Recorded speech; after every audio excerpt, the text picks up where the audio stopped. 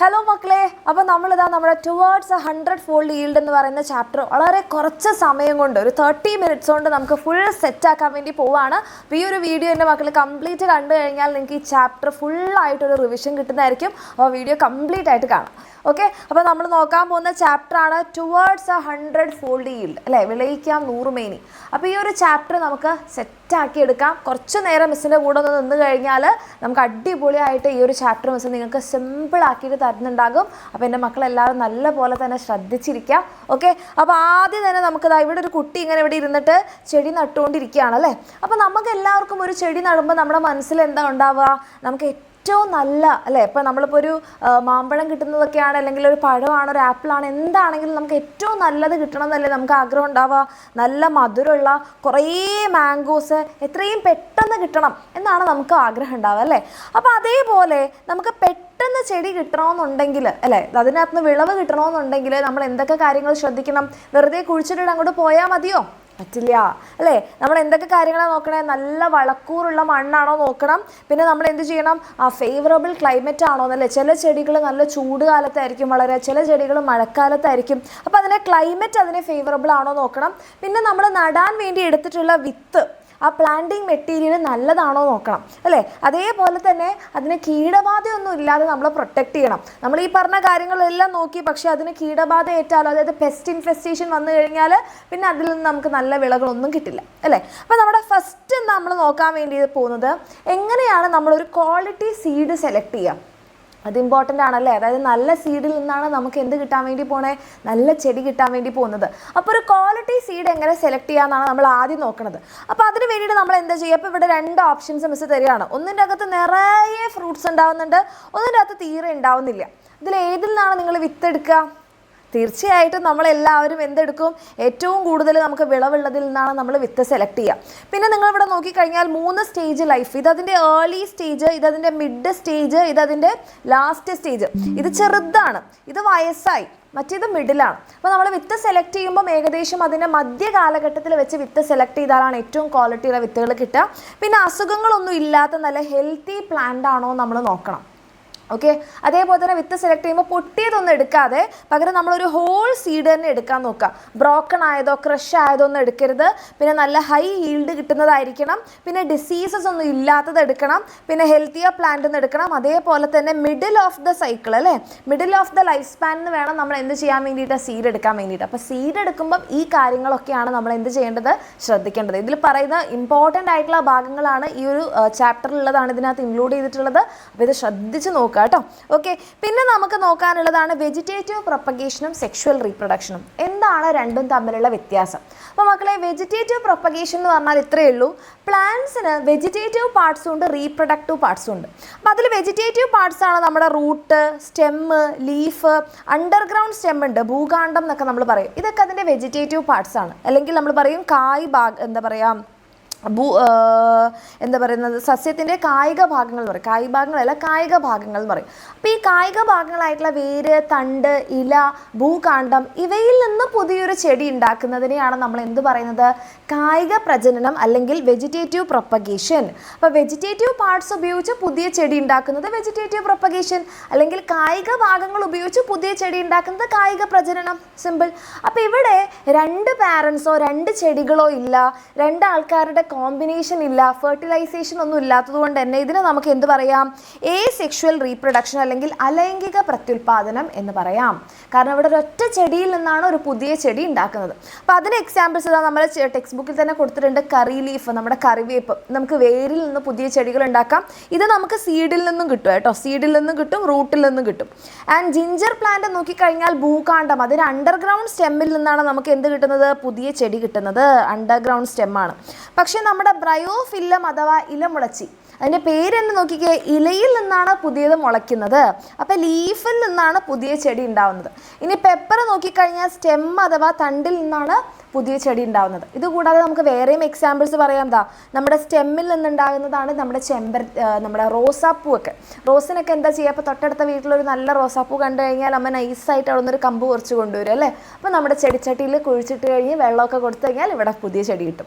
അതുപോലെ തന്നെ നമ്മുടെ ഇലമുളച്ചിയുണ്ട്, കറിവേപ്പുണ്ട്, പൊട്ടേറ്റോ പൊട്ടേറ്റോ, അതുപോലെ തന്നെ ഇഞ്ചി, പിന്നെ നമ്മുടെ എന്താ പറയുക ചേമ്പ്, ഉള്ളി, ഇതൊക്കെ ഭൂകാണ്ഡം അണ്ടർഗ്രൗണ്ട് സ്റ്റെം എന്നാണ് വരുന്നത് കേട്ടോ. ഓക്കെ, പിന്നെ നമ്മുടെ സീഡ് ഉണ്ടാകുന്നത് എങ്ങനെയാണെന്ന് ചോദിച്ചു കഴിഞ്ഞാൽ നമുക്ക് സീഡ് ഇട്ടിട്ട് ഉണ്ടാക്കാം, ഇതുപോലെ കമ്പൊക്കെ കുത്തിവെച്ചിട്ട് ഉണ്ടാക്കാം. അപ്പോൾ കമ്പ് കുത്തിവെച്ചിട്ടോ അതുപോലെ തന്നെ വേരിൽ നിന്നോ ഇലയിൽ നിന്നൊക്കെ ഉണ്ടാകുന്നത് വെജിറ്റേറ്റീവ് പ്രൊപ്പഗേഷൻ ആണ്. അതൊരു ഏസെക്ഷൽ റീപ്രൊഡക്ഷൻ ആണ്. അവിടെ രണ്ടാൾക്കാരുടെ കോമ്പിനേഷൻ ഇല്ല. പക്ഷേ സീഡ് ഉണ്ടാവുന്നത് എങ്ങനെയാണ്? സെക്ഷൽ റീപ്രൊഡക്ഷൻ നടന്നിട്ട് ഒരു പോളൻ ഗ്രെയിനും നമ്മുടെ എഗ്ഗും കൂടി ചേർന്നിട്ട് എന്തുണ്ടാവുകയാണ്? നമ്മുടെ ഒരു സൈഗോട്ട് ഉണ്ടാവും. അതിൽ നിന്നാണ് നമ്മുടെ എന്തുണ്ടാവുന്നത്? പുതിയ ചെടി ഉണ്ടാവുന്നത്.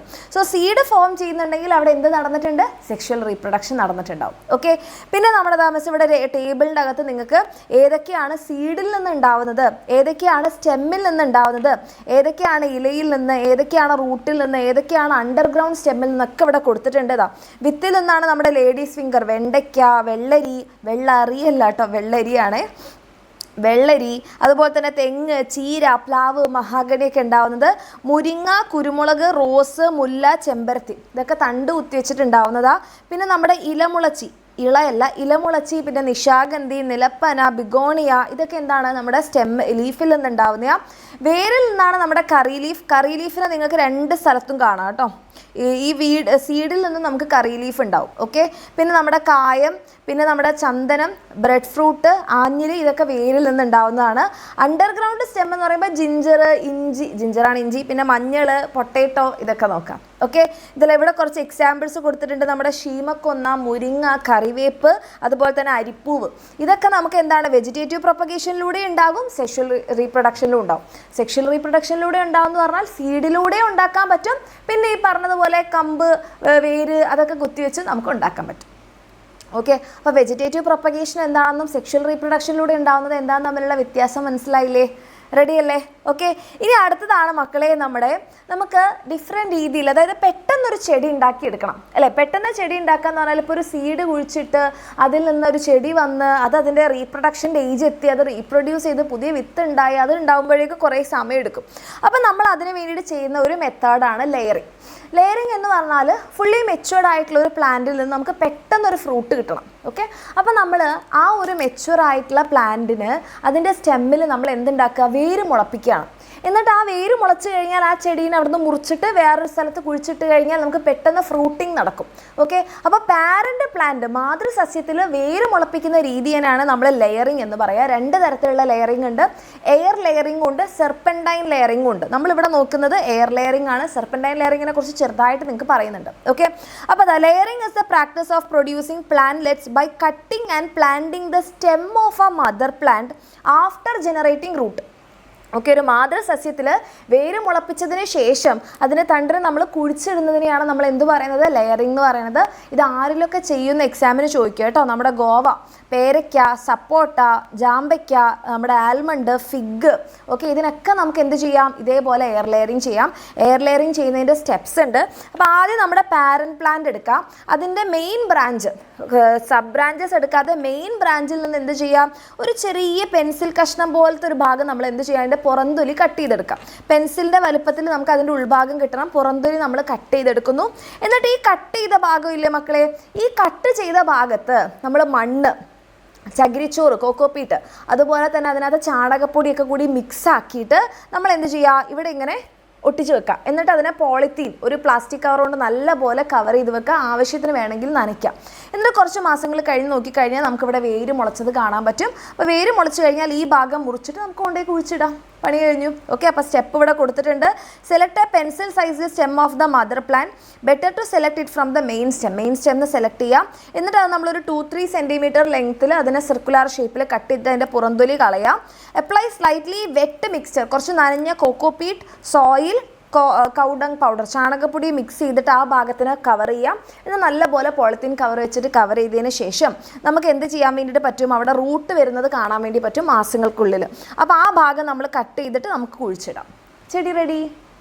ഓക്കെ, അപ്പോൾ ഇതാണ് നമ്മുടെ എയർ ലെയറിങ്. പക്ഷേ നിങ്ങളുടെ ടെക്സ്റ്റ് ബുക്കിൽ ജസ്റ്റ് ലെയറിംഗ് എന്ന് മാത്രമേ മെൻഷൻ ചെയ്തിട്ടുള്ളൂ, അത് മതി. പക്ഷേ വേറൊരു മെത്തേഡ് ഉണ്ട്, സെർപ്പൻറ്റൈൻ ലെയറിങ്. സർപ്പിൾ ആകൃതിയിൽ നമ്മൾ ലെയറിങ് ചെയ്യാണ്. ഇത് മെയിനായിട്ട് നമ്മൾ പെപ്പറിനൊക്കെയാണ് ചെയ്യുക. അതായത് ഇങ്ങനെ നല്ലപോലെ നീളത്തിലുള്ള തണ്ടൊക്കെ വരുന്ന ചെടികൾ ഉണ്ടാവില്ല, ഇങ്ങനെ വളച്ചൊടിക്കാനൊക്കെ പറ്റുന്ന അങ്ങനത്തെ വള്ളികളുള്ളത് ഉണ്ടാവില്ലേ, അതിനാണ് ഇത് ചെയ്യുക. അപ്പോൾ ഇത് നമ്മുടെ മെയിൻ ചെടിയാണെന്ന് കരുതാം. അപ്പോൾ ഇതിൻ്റെ ഒരു സ്റ്റെമ്മിനെ നമ്മൾ എടുത്തിട്ട് ഇങ്ങനെ വളച്ചിട്ട് മണ്ണിൽ കുത്തുന്നു. എന്നിട്ട് ഇത് അടുത്തത് നമ്മളിങ്ങനെ വളച്ചിട്ട് മണ്ണിൽ കുത്തുന്നു. അതായത് ഇങ്ങനെ സർപ്പത്തിൻ്റെ ഇങ്ങനെ സർപ്പം ഇങ്ങനെ വളഞ്ഞല്ലേ പോവുക. അപ്പോൾ അതേപോലെ ഇങ്ങനെ നമ്മൾ മണ്ണിൽ കുത്തിയിട്ട് ഈ മണ്ണിൽ കുത്തുന്ന ഭാഗത്ത് എന്തുണ്ടാകും? ഇവിടെ വേര് മുളച്ചിട്ടുണ്ടാവും. എന്നിട്ട് അപ്പോൾ ഈ ഭാഗം നമ്മൾ കട്ട് ചെയ്താൽ മതി. അപ്പോൾ പുതിയ ചെടിയായി. ഓക്കെ, അപ്പോൾ സെർപ്പൻറ്റൈൻ ലെയറിങ് ചെയ്യാൻ പറ്റുന്ന ചെടികൾ എക്സാമിന് ചോദിക്കും. എയർ ലെയറിങ് ചെയ്യാൻ പറ്റുന്ന ചെടികൾ ചോദിക്കും. എയർ ലെയറിങ് ചെയ്യാൻ പറ്റുന്നതാണ് നമ്മുടെ ഗോവ, കാഷ്യൂ, അതുപോലെ തന്നെ സപ്പോട്ട, ജാവ, ഫിഗ്, ആൽമണ്ട്. ഇതൊക്കെ ബോഗൻവില്ല, ജാസ്മിൻ, ബിറ്റൽ, അതുപോലെ പെപ്പർ, ഗ്രേപ്സ്, ഇതൊക്കെ നമുക്ക് എന്താണ്, നമുക്ക് സെർപ്പൻറ്റൈൻ ലെയറിങ് ചെയ്യാൻ പറ്റുന്നതാണ്. ഇത് എക്സാമിന് കമ്പാരിസൺ ചോദിക്കും. അല്ലെങ്കിൽ കുറേ ചെടികളുടെ പേര് എന്നിട്ട് ഇതിൽ ഏതൊക്കെയാണ് സെർപ്പൻറ്റൈൻ ലെയറിങ് ചെയ്യാൻ പറ്റുക, ഏതൊക്കെയാണ് മറ്റേതെന്ന് ചോദിക്കാറുണ്ട് കേട്ടോ. ഇത് ഇമ്പോർട്ടൻ്റ് ആണ് മക്കളെ, നോട്ട് ചെയ്ത് വെക്കാം. പിന്നെ അടുത്തതാണ് മക്കളെ നമ്മുടെ ഈ ഒരു സാധനവും കൂടി എക്സാമിന് ചോദിച്ചിട്ടുണ്ട് കേട്ടോ. അതായത് ഇങ്ങനെ എയർ ലെയറിങ് ചെയ്ത് കിട്ടുന്ന ചെടികളുടെ പ്രത്യേകതകൾ എന്തൊക്കെയാണ്? ഇതിന് ലൈഫ് സ്പാൻ വളരെ കുറവായിരിക്കും. പെട്ടെന്ന് നമുക്ക് ഫ്രൂട്ട്സ് കിട്ടും. കാരണം നമ്മളൊരു ഓൾറെഡി മെച്ചുറായ ചെടിയിൽ നിന്ന് വേര് മുളപ്പിക്കുകയല്ലേ ചെയ്യണത്. പിന്നെ നല്ല കെയർ നമുക്ക് അത്യാവശ്യമാണ്. ഓക്കെ, അപ്പോൾ നോക്കിക്കേ, മാതൃസസ്യത്തിൻ്റെ അതേ ഗുണങ്ങളുണ്ടാവും. കാരണം മാതൃസസ്യത്തിൽ നിന്ന് ജസ്റ്റ് വേര് മുളപ്പിച്ചെടുത്തിട്ടേ ഉള്ളൂ, വേറെ ഒരു പ്രണിയും നടത്തിയിട്ടില്ല. പിന്നെ വലിപ്പവും ആയുർദൈർഘ്യവും കുറവായിരിക്കും. പെട്ടെന്ന് പൂക്കുകയും കായ്ക്കുകയും ചെയ്യും. ഇതിന് 4 വേര് പടലം അല്ലെങ്കിൽ എന്താണ് നമ്മുടെ ഫൈബ്രസ് റൂട്ട് ആയിരിക്കും, ടാപ്പ് റൂട്ട് ഉണ്ടായിരിക്കില്ല. പിന്നെ കൂടുതൽ കെയറിങ് നമുക്ക് അത്യാവശ്യമാണ്, കാരണം നമ്മൾ കൃത്രിമമായിട്ട് ഉണ്ടാക്കിയെടുത്തതുകൊണ്ട്. റെഡി. ഇനി അടുത്തതാണ് നമ്മുടെ ഗ്രാഫ്റ്റിംഗ് അല്ലെങ്കിൽ കമ്പൊട്ടിക്കൽ. ഇതെന്താണെന്ന് വെച്ചാൽ, ഇപ്പോൾ നമുക്ക് പെട്ടെന്ന് ഒരു ചെടിയിൽ നമുക്ക് എന്ത് മുളപ്പിക്കാൻ പറ്റുന്നില്ല, വേര് മുളപ്പിക്കാൻ പറ്റുന്നില്ല. പ്രത്യേകിച്ച് മാംഗോയിലൊന്നും നമുക്ക് ഇതുപോലെ വേര് മുളപ്പിക്കാൻ പറ്റില്ല. നമുക്കാണെങ്കിൽ എന്ത് ചെയ്യണം? പെട്ടെന്ന് ഇപ്പോൾ ഒരു നീലം മാംഗോ കിട്ടിയെന്ന് കരുതാം. നീലം മാംഗോ എന്ന് പറഞ്ഞാൽ നല്ല ടേസ്റ്റുള്ള നല്ല വലുപ്പമുള്ള മാംഗോ ആണ്. ഓക്കെ, പക്ഷേ നമുക്ക് അതിൽ നിന്ന് പെട്ടെന്നൊരു ചെടി ഉണ്ടാക്കിയെടുക്കൽ ബുദ്ധിമുട്ടാണ്. പക്ഷേ നമുക്ക് പെട്ടെന്ന് മാങ്ങ വേണം താനും. അപ്പോൾ നമ്മൾ എന്ത് ചെയ്യുമെന്ന് പറഞ്ഞാൽ, ഇപ്പോൾ നീലം മാംഗോ എന്ന് പറഞ്ഞാൽ നല്ല ഹൈ ക്വാളിറ്റി മാംഗോ ആണ്. അപ്പോൾ ഈ ഹൈ ക്വാളിറ്റി മാംഗോ പക്ഷേ നമ്മുടെ നാട്ടിൽ വളരാൻ ബുദ്ധിമുട്ടാണ്. പക്ഷേ നമുക്കൊരു ഐഡിയ ചെയ്യാം. ഈ ഒരു നീല മാംഗോനെ നമ്മുടെ നാട്ടിൽ വളരുന്ന ഒരു ലോക്കൽ ചെടിയുമായിട്ട് കമ്പൈൻ ചെയ്യാം. ഓക്കെ, അപ്പം നമുക്ക് എന്ത് കിട്ടും? അങ്ങനെ കമ്പ് ഒട്ടിക്കുകയാണ് ചെയ്യുക. നല്ല ക്വാളിറ്റിയുള്ള നീലം മാംഗോൻ്റെ കമ്പ് നമ്മുടെ നാട്ടിൽ വളരുന്ന ലോക്കൽ ക്വാളിറ്റീൻ്റെ മുകളിൽ ഒട്ടിച്ചിട്ട് നമുക്ക് പെട്ടെന്ന് തന്നെ ആ മാംഗോ ഉണ്ടാക്കിയെടുക്കുകയാണ് ചെയ്യുന്നത്. Okay, so grafting is a method of production of sapling by joining the stem എന്തിൻ്റെ ആയിരിക്കണം? സുപ്പീരിയർ ക്വാളിറ്റി ആയിരിക്കണം. With another plant that has the roots belong to the same സ്പീഷീസിൻ്റെ, അതായത് മാംഗോൻ്റെ തന്നെ ആയിരിക്കണം. പക്ഷേ എന്താണ്, നമ്മുടെ നാട്ടിൽ വളരുന്ന ലോക്കൽ വെറൈറ്റിയാണ് നമ്മൾ റൂട്ടായിട്ട് എടുക്കുക. Plants root selected for grafting is called root stock. അപ്പോൾ നമ്മൾ റൂട്ടുള്ള ആ ഒരു ഭാഗത്തിന് റൂട്ട് സ്റ്റോക്ക് എന്നും മറ്റേ ആ സ്റ്റെമ്മിൻ്റെ ഭാഗത്തിന് സയൺ എന്നുമാണ് പറയുക. അപ്പോൾ അതിവിടെ നമ്മൾ 2 വെറൈറ്റി എടുക്കുന്നു. ഒന്ന് നീലം മാംഗോൻ്റെ പ്രത്യേകത എന്താ? നല്ല ടേസ്റ്റുള്ള നല്ല വലുപ്പമുള്ള മാംഗോ ആണ്. പക്ഷെ നമ്മുടെ മണ്ണിൽ അത്ര പെട്ടെന്നൊന്നും വളരില്ല. പക്ഷേ ലോക്കൽ വെറൈറ്റിയുടെ പ്രത്യേകത എന്താണ്? സ്മോൾ മാംഗോ ആണ്, പക്ഷെ പുളിപ്പും ഉണ്ടാവും. പക്ഷേ എന്താണ്, നമ്മുടെ മണ്ണിൽ നല്ല പോലെ വളരുകയും ചെയ്യും. സ്പെഷ്യൽ കെയറും കാര്യങ്ങളൊന്നും ആവശ്യമില്ല. അപ്പോൾ നമുക്ക് എന്ത് ചെയ്യാം? നമ്മൾ എന്ത് ചെയ്യുന്നു പറഞ്ഞാൽ, ഈ ലോക്കൽ വെറൈറ്റീനെ റൂട്ട് സ്റ്റോക്ക് ആക്കി എടുക്കും. റൂട്ട് സ്റ്റോക്ക് ആക്കി എടുക്കുന്ന ഇതിനൊരു പ്രത്യേകതയുണ്ട് മക്കളെ. ഏകദേശം ഒരു 6 months to 1 year പ്രായമുള്ള ചെടിയിലാണ് ഇത് ചെയ്യുക കേട്ടോ. അല്ലാണ്ട് വലിയ തടിയുള്ള മരത്തിൽ ഒന്ന് കൊണ്ടുപോയി നമുക്കിത് ചെയ്യാൻ പറ്റില്ല. അപ്പോൾ ഓൾമോസ്റ്റ് ഒരു 6 months അല്ലെങ്കിൽ ഒരു 1 year ഓൾഡ് ആയിട്ടുള്ള ഒരു റൂട്ടുള്ള ചെടീനെ നമ്മൾ എടുക്കുന്നു, ലോക്കൽ വെറൈറ്റീനെ. ഓക്കെ, പിന്നെ നമ്മുടെ സുപ്പീരിയർ ക്വാളിറ്റീനെയാണ് നമ്മൾ സയൺ ആക്കി എടുക്കുക. Okay, so cut a stem that has the same size, root സ്റ്റോക്കിൻ്റെ അതേ സൈസിലുള്ള സ്റ്റെമ്മ് നമ്മൾ എടുക്കണം of high yield variety. The stem which has newly formed buds should be selected. അതായത് ഇതിനകത്ത് പെട്ടെന്ന് നമുക്ക് എന്തുണ്ടാവണം? മാംഗോ ഒക്കെ ഉണ്ടാവണം. അപ്പോൾ കുറേ ബഡുകൾ ഉള്ളത് തന്നെ നമ്മൾ സയൺ ആക്കിയിട്ട് എടുക്കണം. ഇനി നമുക്ക് അതിൻ്റെ സ്റ്റെപ്പ് നോക്കാം. ആദ്യം എന്താ ചെയ്യേണ്ടതെന്ന് പറഞ്ഞാൽ, നമ്മുടെ റൂട്ട് സ്റ്റോക്കില്ലേ, വേരുള്ള ഭാഗം, ആ ചെടിയുടെ റൂട്ടിൽ നിന്നൊരു 15 സെൻറ്റിമീറ്റർ ഉയരത്തിൽ അതിനെ കട്ട് ചെയ്യാം. ഇത്രയും മതി, 15 സെൻറ്റിമീറ്റർ ഉയരം മതി. എന്നിട്ട് അതിൻ്റെ നടുവിലായിട്ട് നമ്മൾ എന്ത് ചെയ്യണം? നടുവിലായിട്ട് നമ്മളൊരു 4 സെൻറ്റിമീറ്റർ ഡീപ്പ്, ഓക്കെ, 4 സെൻറ്റിമീറ്റർ ഡീപ്പിൽ നമ്മളൊരു കട്ട് ഉണ്ടാക്കാം. ഓക്കെ, 4 സെൻറ്റിമീറ്റർ ഡീപ്പ് കട്ട് ഉണ്ടാക്കിയതിന് ശേഷം നമ്മുടെ സയൺ, ഓക്കെ, അതായത് കുത്തി വെക്കാൻ പോകുന്ന ഹൈ ഈൽഡ് വെറൈറ്റി, അത് നമ്മൾ പെൻസിലിൻ്റെ മുന പോലെ ഇങ്ങനെ ചെത്തി നല്ല ഷാർപ്പാക്കി വെക്കാം. ഓക്കെ, അതിനുശേഷം നമ്മൾ എന്ത് ചെയ്യുക? ഈ സയൺ ഉണ്ടല്ലോ, ഷാർപ്പാക്കി വെച്ച സയൺ, ഈ 4 സെൻറ്റിമീറ്റർ നമ്മളൊരു ഡീപ്പ് കട്ട് ഉണ്ടാക്കിയില്ലേ, അതിലേക്ക് ഇറക്കി വെക്കാം. അതായത് നമ്മുടെ റൂട്ട് സ്റ്റോക്കിലേക്ക്, ഇതാണ് നമ്മുടെ റൂട്ട് സ്റ്റോക്ക്, നമ്മുടെ ലോക്കൽ വെറൈറ്റി, നാടൻ വെറൈറ്റി. ഇതിനകത്തേക്ക് നമ്മുടെ ഹൈ ഈൽഡ് വെറൈറ്റി ആയിട്ടുള്ള സയൺ ഇറക്കി വെക്കാം. എന്നിട്ട് അതിനൊരു പോളിത്തീൻ ഷീറ്റ് വെച്ച് കവർ ചെയ്യാം. എന്നിട്ട് കുറച്ച് മാസങ്ങൾക്ക് ശേഷം നമ്മൾ അതിനെ എടുത്തു നോക്കാം. നല്ലപോലെ പിടിച്ചിട്ടുണ്ട് എന്നാണെന്നുണ്ടെങ്കിൽ യെസ്, നമുക്ക് എന്താണ് ഇതിൽ നിന്ന് കിട്ടാൻ പോകുന്നത് എന്തായിരിക്കും നമ്മുടെ ഹൈ ഈൽഡ് നീല മാംഗോ ആയിരിക്കും. So once the scion gets join with the stock and begins to grow the saplings can be replanted at a more convenient place. നമുക്കത് റീപ്ലാന്റ് ചെയ്യാം. അപ്പോൾ പിന്നെ നമുക്ക് കിട്ടുന്ന ഇതുണ്ടോ, ഇത് വലുതായി കഴിഞ്ഞാൽ നമുക്ക് ഇവിടെ പോലെ ആ വി ഷേപ്ഡ് കട്ടും ആ ഇറക്കി വെച്ച സാധനമൊക്കെ കാണാൻ പറ്റും. പക്ഷേ ഇത്രയും വുഡി ആയിട്ടുള്ള പ്ലാന്റിൽ ഇത് ചെയ്യില്ല. അതുകൊണ്ടാണ് നമ്മൾ 6 മാസം ടു 1 ഇയർ ഓൾഡ് ആയിട്ടുള്ള ചെടിയിലാണ് ഇത് ചെയ്യുക. ഗുണമേന്മയുള്ളൊരു സസ്യത്തിൻ്റെ കൊമ്പ് അതേ വർഗ്ഗത്തിൽപ്പെട്ട വേരോട് കൂടിയ മറ്റൊരു ചെടിയിൽ ഒട്ടിച്ച് ചേർത്ത് നമ്മളൊരു പുതിയ ഇനം ക്വാളിറ്റി ഉണ്ടാക്കിയെടുക്കുന്നതിനെയാണ് നമ്മൾ എന്ത് പറയണേ, ഗ്രാഫ്റ്റിംഗ്. ഗ്രാഫ്റ്റിങ്ങിൻ്റെ സെയിം മെത്തേഡാണ് ബഡ്ഡിങ്. പക്ഷേ അവിടെ നമ്മൾ എടുത്തത് ഒരു സ്റ്റെമ്മാണെങ്കിൽ ഇവിടെ നമ്മൾ ജസ്റ്റ് ഒരു ബഡാണ് എടുക്കുക, ഒരു മുകുളം മാത്രമേ എടുക്കുന്നുള്ളൂ. സെയിം നമ്മൾ എടുക്കുന്ന മുകുളത്തിന് സയൺ എന്നും ഒട്ടിക്കാൻ പോകുന്ന ആ ഒരു റൂട്ടുള്ള ഭാഗത്തിന് റൂട്ട് സ്റ്റോക്ക് എന്നും പറയും. പക്ഷേ വ്യത്യാസം എന്താ, ഇവിടെ നമ്മൾ ബഡാണ് എടുക്കുക. അപ്പോൾ അതിന് വേണ്ടിയിട്ട് നമ്മുടെ ആ ഒരു ചെടിയിൽ നിന്ന്, ആ സുപ്പീരിയർ ക്വാളിറ്റി ഉള്ള ചെടിയിൽ നിന്ന് ബഡോട് കൂടിയിട്ടുള്ള ഭാഗം നമ്മൾ ചെത്തിയെടുക്കുന്നു. ബഡോട് കൂടിയിട്ടുള്ള ഭാഗം ബഡോട് കൂടിയ ഭാഗം നമ്മൾ ചെത്തിയെടുക്കുന്നു. എന്നിട്ട് റൂട്ട് സ്റ്റോക്കിൻ്റെ പുറന്തൊലി കളഞ്ഞതിന് ശേഷം അത് ഒട്ടിച്ച് ചേർക്കുന്നു. ഈ ബഡ് പുറത്ത് കാണുന്ന തരത്തിൽ നമ്മൾ പോളിത്തീൻ ബാഗ് ചുറ്റി വെക്കുക, പണി കഴിഞ്ഞു. Okay, so chisel of A bud along with the bark from the branch of a superior quality of jackfruit tree. This is cyan. അപ്പോൾ സുപ്പീരിയർ ക്വാളിറ്റി ഉള്ള ട്രീൻ്റെ ബഡ് നമ്മൾ ചെത്തിയെടുക്കുന്നു. Peel off the bark of the area where the bud is to be inserted in the native jackfruit tree. അതായത് root stock native ആണ്, local variety ആണ്. അതിൻ്റെ മുകളിൽ പുറന്തൊലി കളഞ്ഞതിന് ശേഷം നമ്മൾ എന്ത് ചെയ്യുന്നു, attach the scion with a polythene tape to the area of root stock from where the bark was removed. പുറന്തൊലി കളഞ്ഞ ആ ഭാഗത്ത് നമ്മൾ ബഡ് ഒട്ടിക്കുന്നു. ബഡ് ഒട്ടിക്കുമ്പോൾ ശ്രദ്ധിക്കേണ്ടത് ആ ബഡ് പുറത്തേക്ക് കാണുന്ന തരത്തിൽ വേണം ടേപ്പ് ഒട്ടിക്കാൻ. അതിനുശേഷം ബഡ് എന്ത് ചെയ്യും, നല്ലപോലെ വളരാൻ തുടങ്ങിക്കഴിഞ്ഞാൽ നമുക്ക് വേണമെങ്കിൽ അതിനെ റീപ്ലാന്റ് ചെയ്യും. Okay, so the sapling can be replanted in the soil when the bud is grown. പണി കഴിഞ്ഞു. സ്റ്റെപ്പ് നോട്ട് ചെയ്ത് വെക്കണം. പിന്നെ അടുത്തതാണ് മക്കൾ, ഇവിടെ നിങ്ങൾക്ക് 2 വെറൈറ്റി കാണാം. ഒന്ന് നല്ല ചെറുതാണ്, പക്ഷെ നല്ല എരിവുള്ള മുളക്.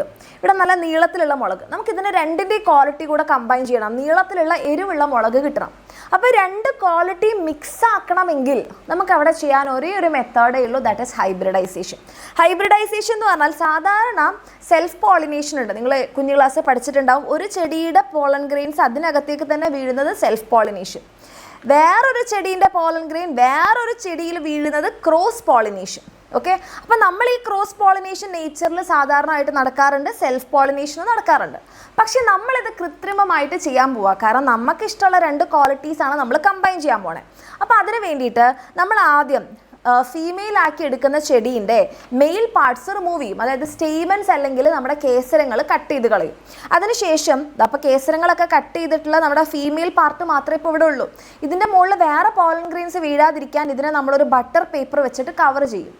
അതിനുശേഷം ഇത് മെച്യൂർ ആയി കഴിഞ്ഞാൽ ഏത് ചെടിയുടെയാണോ ഇവിടെ ഡസ്റ്റ് ചെയ്യേണ്ടത് അതിൽ നിന്നൊരു ബ്രഷ് ഉപയോഗിച്ച് നമ്മൾ പോളൻ ഗ്രെയിൻസ് കളക്ട് ചെയ്യുന്നു. എന്നിട്ട് നമ്മുടെ ആ ഒരു ചെടീൻ്റെ മുകളിൽ കൊണ്ടുപോയിട്ട് ഡസ്റ്റ് ചെയ്യാം, പണി കഴിഞ്ഞു. ഓക്കെ, എന്നിട്ട് അതിനെ വീണ്ടും കെട്ടിവെക്കുക. കാരണം വീണ്ടും വേറെ ഏതെങ്കിലും ചെടീൻ്റെ പോളൻ ഗ്രെയിൻസ് ഇവിടെ വീഴാനുണ്ട്. അപ്പോൾ ഇവിടെ നമ്മൾ ആർട്ടിഫിഷ്യൽ പോളിനേഷൻ നടത്തി കഴിഞ്ഞു. എന്നിട്ട് നമ്മൾ അതിനെ വീണ്ടും കെട്ടിവെക്കും. കാരണം വേറെ ഏതെങ്കിലും പോളൻ ഗ്രെയിൻസ് വീഴാതിരിക്കാൻ. കുറച്ച് കഴിയുമ്പോൾ നമ്മൾ വിചാരിച്ചതുപോലത്തെ സാധനം കിട്ടിയിട്ടുണ്ടാവും. Okay, so that to prevent the self-pollination, remove the stamen from the flower in which artificial pollination is to be done. ഏത് ചെടിയിലാണോ കൃത്രിമ പരാഗണം നടത്തേണ്ടത് ആ ചെടിയുടെ സ്റ്റേമെൻസ് നമ്മൾ റിമൂവ് ചെയ്യണം. എന്തിനു വേണ്ടിയിട്ടാണ്? ഇതൊരു എക്സാമിന് ഒരു തവണ ചോദിച്ചിട്ടുണ്ട് കേട്ടോ. സെൽഫ് പോളിനേഷൻ ഒഴിവാക്കാൻ വേണ്ടിയിട്ട്. ഇത് ഇമ്പോർട്ടൻ്റ് ആണ്, എക്സാമിന് ചോദിച്ചിട്ടുണ്ട്. സെൽഫ് പോളിനേഷൻ അതായത് നമ്മുടെ സ്വപരാഗണം ഒഴിവാക്കാൻ സ്റ്റേമെൻസ് റിമൂവ് ചെയ്യുന്നു. അതിനുശേഷം the flower is wrapped well to prevent the pollen grain from other plant falling on it. മറ്റ് ചെടിയിൽ നിന്നുള്ള പോളൻ ഗ്രെയിൻസ് വീഴാതിരിക്കാൻ നമ്മൾ എന്ത് ചെയ്യുന്നു? അതിനെ നല്ലപോലെ കെട്ടിവെക്കുന്നു. അതിനുശേഷം നമ്മളുടെ ചെടിയിൽ നിന്ന് പോളൻ ഗ്രെയിൻസ് എടുത്തതിന് ശേഷം നമ്മുടെ ഏത് ചെടിയിലാണോ നമുക്ക് ഡസ്റ്റ് ചെയ്യേണ്ടത് അതിൻ്റെ മുകളിൽ നമ്മൾ കൊണ്ടുപോയി തേക്കുന്നു. പിന്നെ വീണ്ടും കെട്ടിവെക്കുന്നു. എന്നിട്ട് ആ ഫ്ലവർ വലുതാവാൻ വേണ്ടി വെയിറ്റ് ചെയ്യുന്നു. പണി കഴിഞ്ഞു. ഈ സ്റ്റെപ്പുകൾ നോട്ട് ചെയ്ത് വെച്ചോ മക്കളെ, ഇമ്പോർട്ടൻ്റ് ആണ്. ഓക്കെ, അങ്ങനെ നമുക്ക് ചെയ്താൽ കിട്ടുന്ന ആ ഒരു മിക്സഡ് സീഡിനെയാണ് നമ്മൾ ഹൈബ്രിഡ് സീഡ് എന്ന് പറയാം. അപ്പോൾ ഈ ഹൈബ്രിഡ് സീഡിൻ്റെ പ്രത്യേകത എന്ന് വെച്ചാൽ 2 ഇമ്പോർട്ടൻ്റ് ആയിട്ടുള്ള നല്ല സുപ്പീരിയർ ക്വാളിറ്റികൾ കൂടി ചേർന്നിട്ടാണ്. ഒന്ന് നല്ല എരിവുള്ള മുളക്, മറ്റേത് നീളമുള്ള മുളക്. രണ്ടും നല്ല ക്വാളിറ്റിയാണ് അല്ലേ? അപ്പോൾ അങ്ങനെ നമ്മൾ കുറേ ഹൈബ്രിഡ് സീഡ്സ് ഉണ്ടാക്കിയിട്ടുണ്ട്. മുളകിൻ്റെയാണ് ഉജ്ജ്വല, അതുപോലെ ജ്വാലാമുഖി, പയർ ചെടിയുടെയാണ് ജ്യോതിക, അതുപോലെ ഭാഗ്യലക്ഷ്മി. പാഡി നെല്ലിൻ്റെയാണ് പവിത്ര, അന്നപൂർണ. കോക്കനട്ട് ആണ് ചന്ദ്രലക്ഷ, ചന്ദ്രശങ്കര. ലേഡീസ് ഫിംഗർ ആണ് സൽകീർത്തി, കിരൺ. നിങ്ങൾ ടെക്സ്റ്റ് ബുക്കിൽ ഇങ്ങനത്തെ പിക്ചേഴ്സും കൊടുത്തിട്ടുണ്ട്, ഇത് ഇമ്പോർട്ടൻ്റ് ആണ്. പിക്ചേഴ്സ് തന്നിട്ട് ഇത് ഏതിൻ്റെ ആണെന്ന് ചോദിക്കാം, പേര് തന്നിട്ട് ചിലപ്പോൾ കുറേ പേരുകൾ തന്നിട്ട് ഇതിൽ കൂട്ടത്തിൽ പെടാത്തത് ഏതെന്ന് ചോദിക്കാം. അപ്പോൾ ഇവിടെ നമുക്ക് ഈ രണ്ടാൾക്കാരും ഇതിനെയും കൂടെ തരും, എന്നിട്ട് നമ്മളോട് ഇതിൽ കൂട്ടത്തിൽ പെടാത്തത് ഏത്? അപ്പോൾ പവിത്രയാണ്, കാരണം പവിത്ര നെല്ലിൻ്റെതും മറ്റേത് രണ്ടും പീച്ചെടീൻ്റെയാണ്. അങ്ങനെ ചോദിക്കാറുണ്ട് കേട്ടോ. യെസ്. ഇനി കുറച്ച് അഗ്രികൾച്ചറൽ റിസർച്ച് ഇൻസ്റ്റിറ്റ്യൂട്ട്സിൻ്റെ പേര് ഇത് നോട്ട് ചെയ്ത് വെക്കണം. ഒന്ന് നമ്മുടെ കേരള കാർഷിക സർവകലാശാല മണ്ണൂത്തി തൃശ്ശൂരുള്ളത്. പിന്നെ ട്യൂബർ റിസർച്ച് ഉള്ളത് നമുക്ക് ഏതാണ്? തിരുവനന്തപുരം. നമ്മുടെ കിഴങ്ങുവർഗ്ഗത്തിൻ്റെ ഗവേഷണ കേന്ദ്രം. റബ്ബറിൻ്റെത് കോട്ടയം. പിന്നെ നമ്മുടെ തോട്ടവിളകളുടെ ഗവേഷണ കേന്ദ്രം ഉള്ളത് കാസർഗോഡ്. ഈ പേരുകൾ നോട്ട് ചെയ്ത് വെക്കാം. ഇവിടെയൊക്കെ എന്താണ്, ഏതിൻ്റെയാണ്? അപ്പോൾ തോട്ടവിളകൾ എന്ന് പറയുമ്പോൾ തെങ്ങ്, കവുങ്ങിൻ്റെയൊക്കെ സുപ്പീരിയർ ക്വാളിറ്റിയുടെ ഗവേഷണങ്ങൾ നടക്കും. റബ്ബറിൻ്റെ ആണെങ്കിൽ അതിൻ്റെ റിസർച്ച് നടക്കും. അതുപോലെ തന്നെ കിഴങ്ങുവർഗ്ഗങ്ങളുടെ ഗവേഷണങ്ങളൊക്കെ നടക്കുന്ന തിരുവനന്തപുരത്ത്. അപ്പോൾ ഇതൊക്കെ നോട്ട് ചെയ്ത് വെക്കുക. ഈ പേരുകൾ തന്നിട്ട് ഇവിടെ എന്തിൻ്റെ റിസർച്ചാണ് എന്നുള്ളതെന്ന് ചോദിക്കാറുണ്ട്. പ്രീവിയസ് ഇയറിൽ ഒരു ക്വസ്റ്റ്യനും ഉണ്ടായിട്ടുണ്ട് കേട്ടോ. ഓക്കെ, ഇമ്പോർട്ടൻ്റ് ആണ്. പിന്നെ നമുക്ക് അടുത്തത്, മികച്ച വിളവ് ലഭിക്കാൻ നമ്മളിപ്പോൾ പലതരത്തിലുള്ള പ്ലാന്റിങ് മെറ്റീരിയൽസ് ഉണ്ടാക്കി നോക്കി, നമ്മൾ പലതരത്തിലുള്ള വിത്തുകളൊക്കെ ഉണ്ടാക്കി. പക്ഷെ അത് മാത്രം പോരാ അല്ലേ, നമുക്ക് നല്ല വളക്കൂറുള്ള മണ്ണും വേണം. കീടനിയന്ത്രണം നമ്മൾ എഫക്റ്റീവായിട്ട് ചെയ്യണം. അപ്പോൾ വളക്കൂറുള്ള മണ്ണ് കിട്ടാൻ നമ്മൾ നല്ല വളങ്ങൾ ഇട്ട് കൊടുക്കണം. അപ്പോൾ ഇതാണെന്നുണ്ടെങ്കിൽ യൂറിയ, കമ്പോസ്റ്റ്, NPK മിക്സ്ചർ എന്ന് പറഞ്ഞാൽ നൈട്രജൻ്റെ, ഫോസ്ഫറസ്, പൊട്ടാസ്യത്തിൻ്റെ മിക്സ്ചറാണ്. ഓക്കെ, അപ്പോൾ ഇതേപോലത്തെ വളങ്ങൾ, കമ്പോസ്റ്റ് എന്നൊക്കെ പറയുമ്പോൾ നമ്മുടെ ജൈവവളമാണ്. പക്ഷേ യൂറിയയും NPK മിക്സ്ചറൊക്കെ രാസവളങ്ങളാണ്. വളങ്ങൾ ഇട്ട് കൊടുക്കണം. ബോൺ മീൽ, നമ്മുടെ എല്ലുപൊടി, ചിക്കൻ മാനുവർ, നമ്മുടെ ഈ ഫാമിൽ നിന്നൊക്കെ കിട്ടുന്നതൊക്കെ നമുക്ക് ജൈവവളങ്ങളാണ്. അപ്പോൾ ഈ വളക്കൂറുള്ള മണ്ണാണ് നമുക്ക് നല്ല ചെടി കിട്ടുന്നതിന് മറ്റൊരു കാരണം. അപ്പോൾ ഇതിൽ ഏതാണ് നല്ലതെന്ന് ചോദിച്ചു കഴിഞ്ഞാൽ രണ്ടിനും അതിൻ്റെ നല്ല ഗുണങ്ങളും ഉണ്ട്, മോശം ഗുണങ്ങളും ഉണ്ട്. ജൈവവളം ഉപയോഗിക്കുമ്പോഴുള്ള ഗുണം എന്താണെന്ന് വെച്ചാൽ ഇത് ഓർഗാനിക് മാറ്ററിൽ നിന്ന് തന്നെ കിട്ടുന്നതാണ്. സോയിലിന് നമുക്ക് പ്രത്യേകിച്ച് ഒരു ദോഷവും വരില്ല. പക്ഷെ കുറേ അളവിന് നമുക്ക് വേണം. പക്ഷേ ഒരു പ്രത്യേകിച്ച് ഇപ്പോൾ നൈട്രജൻ മാത്രം വേണോ, അങ്ങനെയൊന്നും നമുക്ക് കൊടുക്കാൻ പറ്റില്ല. ഒന്ന് ഇട്ട് കൊടുത്താൽ അതിനകത്ത് കിട്ടുന്നതെല്ലാം കിട്ടും. ഇപ്പോൾ ഒരു ചെടിക്ക് നൈട്രജൻ്റെ മാത്രം കുറവുണ്ടെങ്കിൽ നമുക്ക് സ്പെസിഫിക് ആയിട്ട് എന്ത് ചെയ്യാൻ വേണ്ടി പറ്റില്ല, ഇട്ട് കൊടുക്കാൻ പറ്റില്ല. പക്ഷേ കെമിക്കൽ ഫെർട്ടിലൈസർ നമുക്ക് അങ്ങനെ ഇട്ട് കൊടുക്കാം, സ്പെസിഫിക് ആയിട്ട്. ഇപ്പോൾ നൈട്രജൻ വേണോ നൈട്രജൻ കൊടുക്കാം, ഫോസ്ഫറസ് വേണോ ഫോസ്ഫറസ് കൊടുക്കാം, അങ്ങനെ കൊടുക്കാൻ പറ്റും. പക്ഷേ അമിതമായിട്ടുള്ള ഉപയോഗിച്ച് കഴിഞ്ഞാൽ സോയിലിന് ദോഷകരമാണ്. പിന്നെ എന്താണ്, കുറച്ച് അളവിൽ തന്നെ നമുക്ക് വളരെ നല്ല റിസൾട്ട് കിട്ടും. പിന്നെ ഇത് കെമിക്കൽ ഇൻഡസ്ട്രിയിൽ കെമിക്കൽസ് ഒക്കെ ഉപയോഗിച്ചാണ് നമ്മൾ ഉണ്ടാക്കുന്നത്. അപ്പോൾ വളങ്ങളായി. ഇതേപോലെ ഇമ്പോർട്ടൻ്റ് ആണ് നമുക്ക് കീടനിയന്ത്രണം. കീടനിയന്ത്രണം എന്ന് പറയുമ്പോൾ നമുക്ക് കീടനാശിനികൾ ഉപയോഗിക്കാം. അതിൽ ജൈവ കീടനാശിനിയുണ്ട്, രാസകീടനാശിനിയുണ്ട്. അതുകൂടാതെ നമുക്ക് ബയോളജിക്കൽ കൺട്രോൾ ഉണ്ട്. അതായത് ചില ജീവികളെ ഉപയോഗിച്ച് അവരുടെ എനിമീസിനെ നമുക്ക് കൺട്രോൾ ചെയ്യാം. ഓക്കെ, അതല്ലാതെ നമുക്ക് യാന്ത്രിക കീടനിയന്ത്രണം ഉണ്ട്. ഒന്നുകിൽ പെറുക്കി കളയാം, അല്ലെങ്കിൽ ട്രാപ്പോ നെറ്റോ ഒക്കെ വെച്ചിട്ട് കളയാം. സോ ആദ്യം നമ്മൾ നോക്കാൻ പോകുന്നത് ബയോളജിക്കൽ കൺട്രോളാണ്. ബയോളജിക്കൽ കൺട്രോൾ എന്ന് പറഞ്ഞിട്ടുണ്ടെങ്കിൽ തന്നെ ചില ജീവികൾ, മിത്രകീടങ്ങൾ അല്ലെങ്കിൽ ഫ്രണ്ട്ലി ഇൻസെക്ട്സ് എന്നാണ് നമ്മൾ പറയാം. ഇതിലൊരാളാണ് നമ്മുടെ ലേഡി ബേർഡ് ബീറ്റിൽ. ലേഡി ബേർഡ് ബീറ്റിൽ എന്ന് പറഞ്ഞാൽ ഇതെന്ത് ചെയ്യും, നമ്മുടെ ചെടികളൊക്കെ ദോഷകരമായി ബാധിക്കുന്ന ചെടിയുടെ ലീഫിൽ നിന്ന്, ഇലകളിൽ നിന്ന് അതിൻ്റെ ജ്യൂസ് കുടിച്ചെടുക്കുന്ന ഒരു തരം ഇൻസെക്ട്സ് ആണ് ഇവർ. ഇവരെ തിന്ന് നമ്മളെ രക്ഷിക്കുന്ന ആളാണ് ലേഡി ബേർഡ് ബീറ്റിൽ. അപ്പം നമുക്ക് ഉപകാരം ചെയ്യുന്നതുകൊണ്ടാണ് നമ്മൾ ഫ്രണ്ട്ലി ഇൻസെക്റ്റ് എന്ന് പറയുന്നത്. അതേപോലെ ട്രൈക്കോഗ്രാമ, ഇവരൊക്കെ എന്ത് ചെയ്യുന്നുണ്ട്, നമ്മുടെ വിളകളെ നശിപ്പിക്കുന്ന ഇൻസെക്ട്സിനെ കൊല്ലും.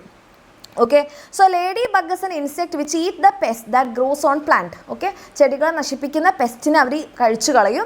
പിന്നെ ട്രൈക്കോഗ്രാമ മറ്റൊരു ഫ്രണ്ട്ലി ഇൻസെക്റ്റ് ആണ്. അതുകൂടാതെ തവള, പിന്നെ നമ്മുടെ മബൂയ, അരണ, പിന്നെ കെലോട്ടിസ്, ഓന്ത്, പിന്നെ ബഗ്. ഓക്കെ, ഇവരൊക്കെ എന്ത് ചെയ്യുന്നുണ്ട്, ഇതേപോലെ തന്നെ നമുക്ക് ജൈവ കീടനിയന്ത്രണം അല്ലെങ്കിൽ ബയോളജിക്കൽ കൺട്രോളിൽ സഹായിക്കുന്നുണ്ട്. അപ്പോൾ ഈ ഫ്രണ്ട്ലി ഇൻസെക്ട്സിൻ്റെ ഒരു ഗുണം എന്ന് പറഞ്ഞാൽ നമുക്ക് പ്രകൃതിക്ക് ദോഷമില്ല, മറ്റ് ചെടികൾക്കോ മറ്റ് ഇൻസെക്ട്സിനോ ഒന്നും ദോഷമില്ല. പക്ഷെ നമ്മൾ രാസകീടനാശിനി ഉപയോഗിക്കുമ്പോൾ ഇവരൊക്കെ ചത്തുപോകും. അതും നമുക്കൊരു രാസകീടനാശിനി അല്ലെങ്കിൽ കെമിക്കൽ പെസ്റ്റിസൈഡിൻ്റെ ഒരു ദോഷഫലമാണ്.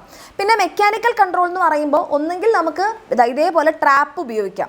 ഫെറമോൺ ട്രാപ്പ്, അല്ലെങ്കിൽ നമ്മുടെ ലൈറ്റ് ട്രാപ്പ്, അല്ലെങ്കിൽ നമുക്ക് സ്റ്റിക്കി ട്രാപ്പ്. ഇത് സ്റ്റിക്കി ട്രാപ്പാണ്. ഇതൊക്കെ നമുക്ക് ഉപയോഗിക്കാം. ഇനി അതല്ലെങ്കിൽ മറ്റൊരു മെത്തേഡ് എന്താ വെച്ചാൽ തുളസിയിലെ ഒരു നമ്മളിങ്ങനെ കൈകൊണ്ട് ഇങ്ങനെ ഞരടിയിട്ട് ഒരു പ്ലേറ്റിലിട്ട് വെക്കാം. കുറച്ച് നേരം കഴിയുമ്പോൾ തന്നെ അതിൻ്റെ സ്മെല്ല് കാരണം ഇങ്ങനെ ഗോൾഡൻ കളറിലുള്ള കുറേ ഫ്ലൈസ് ഇവിടെ എത്തും. അപ്പോൾ ഇതെന്ത് ചെയ്യുന്നുണ്ട്, നല്ല രീതിയിൽ നമുക്ക് ഈ ഫ്ലൈസിനെ കൺട്രോൾ ചെയ്യാൻ വേണ്ടിയിട്ട് ഉപയോഗിക്കാം. ഇതും ഒരു മെക്കാനിക്കൽ കൺട്രോൾ രീതിയാണ്. പിന്നെ നമ്മൾ കീടനാശിനികളിലേക്ക് വരുമ്പോൾ ബയോ പെസ്റ്റിസൈഡും ഉണ്ട്, കെമിക്കൽ പെസ്റ്റിസൈഡും ഉണ്ട്. അപ്പോൾ ബയോ പെസ്റ്റിസൈഡാണ് നമ്മുടെ പുകയില കഷായം, വെളുത്തുള്ളി കഷായം, വേപ്പെണ്ണ മിശ്രിതമൊക്കെ.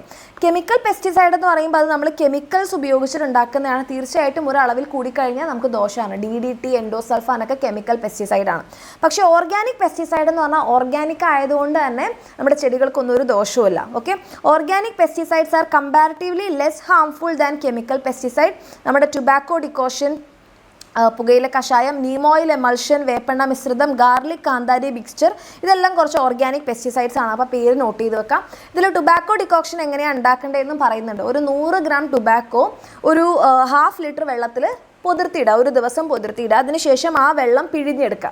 അതിനകത്തേക്ക് 10 ഗ്രാം വാഷിംഗ് സോപ്പ് നമ്മൾ കലക്കുക. ഓക്കെ, എന്നിട്ട് അപ്പോൾ നമ്മുടെ ടുബാക്കോ ഡിക്കോക്ഷൻ റെഡിയായി. ഇതിനകത്തേക്ക് നമ്മൾ ഏകദേശം ട്വൈസ് ദ ക്വാണ്ടിറ്റി, ഇപ്പം നമ്മുടെ കയ്യിൽ 1 ലിറ്റർ ആ ടുബാക്കോ മിശ്രിതം കിട്ടിയെങ്കിൽ അതിനകത്തേക്ക് 2 ഇരട്ടി ക്വാണ്ടിറ്റി വെള്ളം ആഡ് ചെയ്തിട്ട് വേണം ചെടികളിലേക്ക് തളിക്കാൻ. കാരണം അത്രയും സ്ട്രോങ് ആയതുകൊണ്ട്. പണി കഴിഞ്ഞു. ഇതെങ്ങനെയാണ് ഉണ്ടാക്കേണ്ടതെന്ന് നോട്ട് ചെയ്ത് വെക്കാം കേട്ടോ. ഓക്കെ, പിന്നെ നമ്മുടെ ഇതാ ലാസ്റ്റ് ടോപ്പിക്, നമ്മുടെ മറ്റുള്ള അഗ്രികൾച്ചറൽ സെക്ടേഴ്സ്. മറ്റുള്ള അഗ്രികൾച്ചറൽ സെക്ടേഴ്സ് എന്ന് പറയുമ്പോൾ നമുക്കിതാ എപ്പികൾച്ചർ, ഇത് നമുക്ക് മാച്ച് ദ ഫോളോയിങ് ആയിട്ട് ചോദിക്കാം കേട്ടോ. എപ്പികൾച്ചർ എന്ന് പറഞ്ഞാൽ നമ്മുടെ തേനീച്ച വളർത്തൽ. ക്യൂണിക്കൾച്ചർ എന്ന് പറഞ്ഞാൽ മുയലിനെ വളർത്തൽ. ക്യൂണി എന്ന് കേൾക്കുമ്പോൾ കൂണാണെന്ന് കരുതരുത്, അത് മഷ്റൂം കൾച്ചർ വേറെ തന്നെയാണ്. പിന്നെ പോൾട്രി ഫാമിംഗ്, കോഴി വളർത്തൽ. കന്നുകാലി വളർത്തലാണ് ലൈഫ് സ്റ്റോക്ക് റെയറിങ്. പിന്നെ pisciculture, pisci fish, fish. Okay, sericulture പട്ടുനൂലിനെ വളർത്തൽ. ഫ്ലോറികൾച്ചർ നമ്മുടെ ഫ്ലവറിങ്ങിനെ വളർത്തുന്നത്, ഫ്ലവേഴ്സിനെ വളർത്തുന്നത്. ഓക്കെ, അപ്പോൾ അതോട് കൂടിയിട്ട് നമ്മുടെ ഈ ഒരു ചാപ്റ്റർ കഴിഞ്ഞിരിക്കുന്നു. റെഡി? അപ്പോൾ അത്രേ ഉള്ളൂ മക്കളെ. അപ്പോൾ നിങ്ങൾക്കിത് യൂസ്ഫുൾ ആയെന്നുണ്ടെങ്കിൽ തീർച്ചയായിട്ടും ഒരു കമൻ്റ് എങ്കിലും നമ്മുടെ കമൻറ്റ് സെക്ഷനിൽ ചെയ്യുക. ഓക്കെ, നിങ്ങൾക്കിത് ഇഷ്ടമായെങ്കിൽ മാക്സിമം നിങ്ങളുടെ ഫ്രണ്ട്സിലേക്കൊക്കെ ഷെയർ ചെയ്യുക. അപ്പോൾ അടിപൊളിയായിട്ട് തന്നെ പഠിക്കുക. Okay, all the best.